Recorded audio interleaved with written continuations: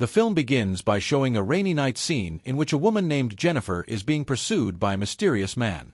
She tries to call, but it seems her attempt has failed because the call doesn't go through.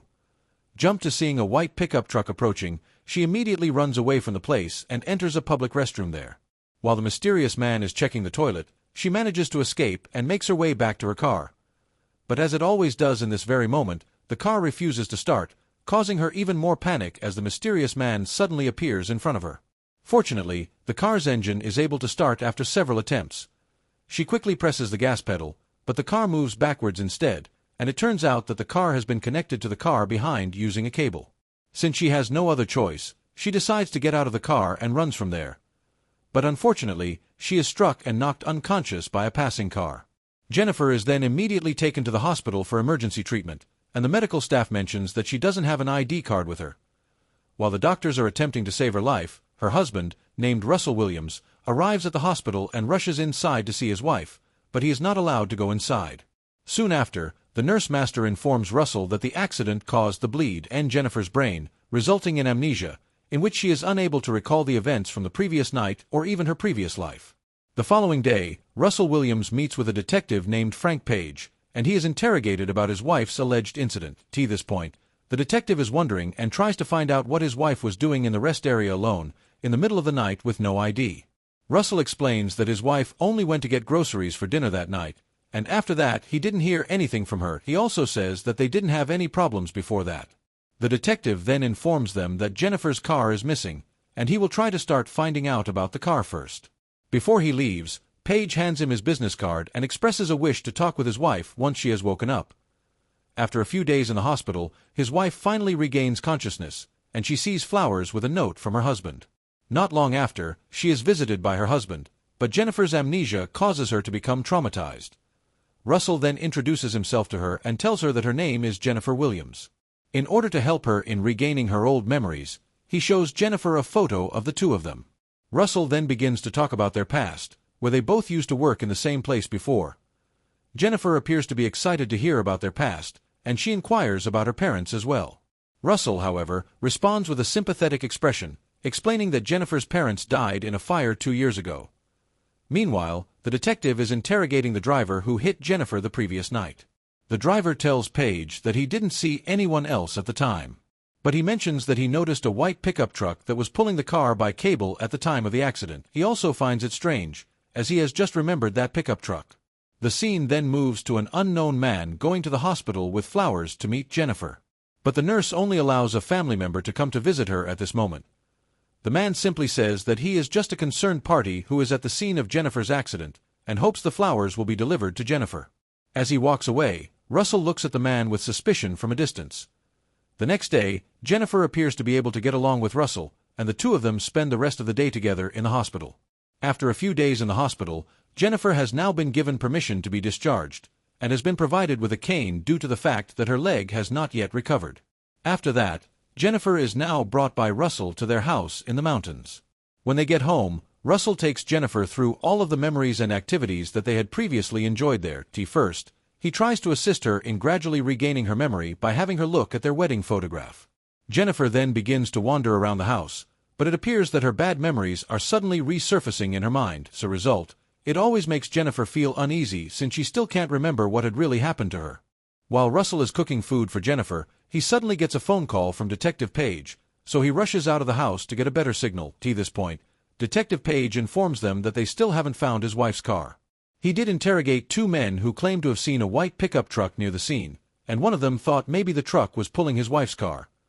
Detective Page then hopes that Jennifer will be able to meet him at the police station tomorrow at 11. Russell seems to want to refuse it because they have just returned home, but the situation forces him to comply with the request. Later in the day, Jennifer tries to ask about Russell's earlier phone conversation. It is at this moment that her husband begins to show suspicion by claiming that it is a call from his workplace. Since they both work in the same place, Jennifer asks if they are okay if she takes a long leave. But her husband says that Jennifer had left the company ever since they decided to start a family. Talking about their friends, Russell explains that they rarely see them since their move to the new house. He then tells Jennifer that he will buy her a new cell phone because the police still haven't yet found it.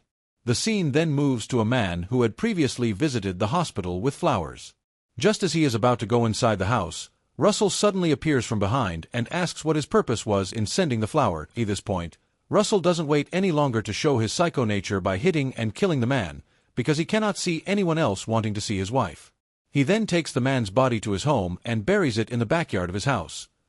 Not long after, Jennifer wakes up, and she tries to call out to her husband as she notices that someone is in their backyard. But instead, she is taken aback to see that it is her husband who is in the backyard, and she wonders what he is doing there in the middle of the night. The next day, Russell simply says that he couldn't sleep last night, so Jennifer doesn't ask much about it. He then tells Jennifer that he will be going to town to buy some stuff, as well as buy a new phone for her. But it seems like Russell has forgotten about his wife's appointment, as Detective Page tries to call Russell but is only connected to Russell's voicemail. At this moment, Detective Page really wants to meet with Jennifer, so he tries to search their home address in the police database under the name Russell Williams, but strangely, that name doesn't come up in the county he lives in. Therefore, Detective asks his colleague to trace Russell's cell phone number for him. He then continues his investigation by visiting the hospital and meeting the nurse masters. Detective Page asks for the home address information, which Russell had previously given to the hospital. Meanwhile, Jennifer, who is alone at home, spends her time looking through old photographs of herself and Russell. She starts to smile as she looks at all of the photographs and recalls her wedding day with Williams. But her smile comes to an abrupt halt when she comes across one of the photographs, and in the photograph, Jennifer notices something strange, which is that Russell's hair does not appear to be the same color as it does in the mirror. This raises her suspicions, prompting her to go downstairs and begin checking Russell's laptop. She tries a number of different passwords, including her full name, but she is unable to gain access. A short time later, Russell returns home, and Jennifer quickly pretends to be exploring in search of something she feels familiar with. Russell then gives her the new cell phone he bought, but when she turns it on, there is no signal since they are now in the mountains. The scene then shifts to Detective Page, who is visiting Russell's home address, which Russell provided to the hospital before. But it turns out that the house is not Russell Williams, but rather someone else's, and the resident has never heard of Russell and Jennifer Williams there. The detective then calls his colleague and starts to think about how Russell could have arrived to the hospital, since the hospital didn't have any contact information for Jennifer's family to inform them about her accident. Regarding Russell's phone number, the officer informs him that Russell used a burner phone and he couldn't trace it. Later that night, just as Russell is about to make out with Jennifer, Jennifer's mind is suddenly traumatized by memories of her past, and she cancels her intention to make out with him. As a result, Russell becomes angry as his own wife refuses to let him touch her despite his efforts in helping Jennifer in her recovery before.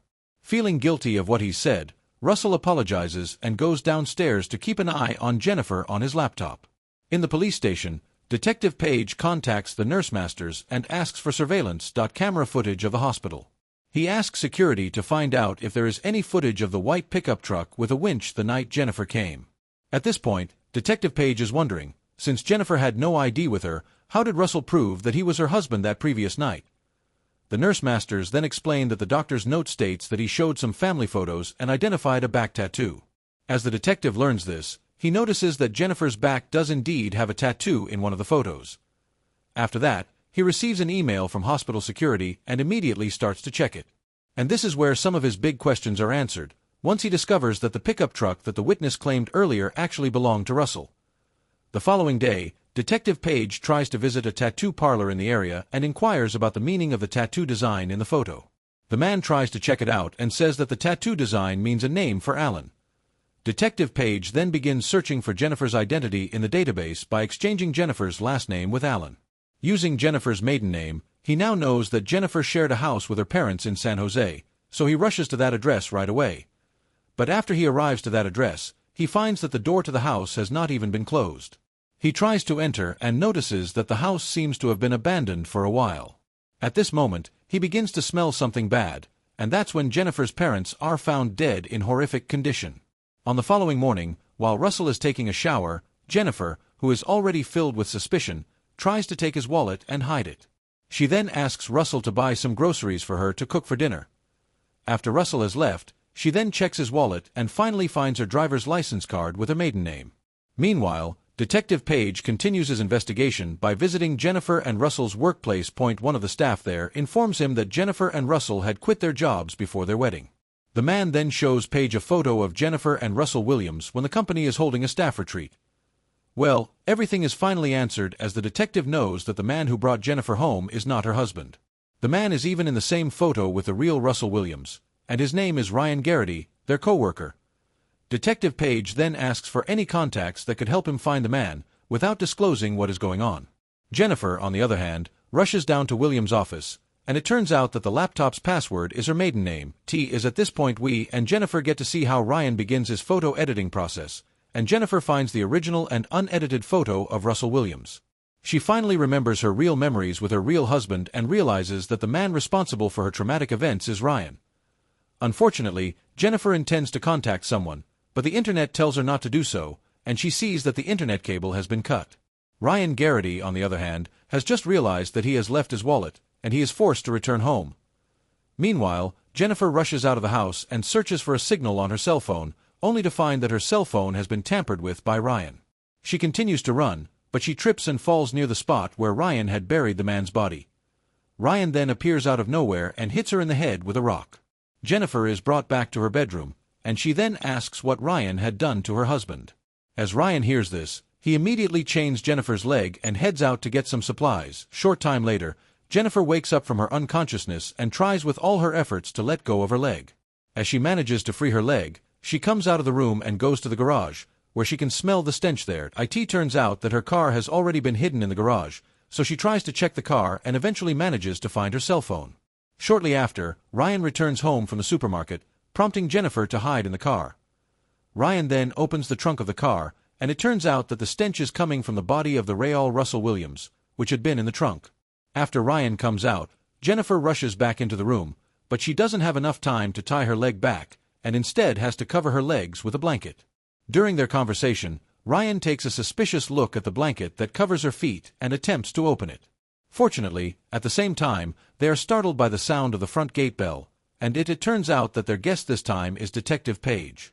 Ryan has no choice and is forced to give the detective entry into his yard.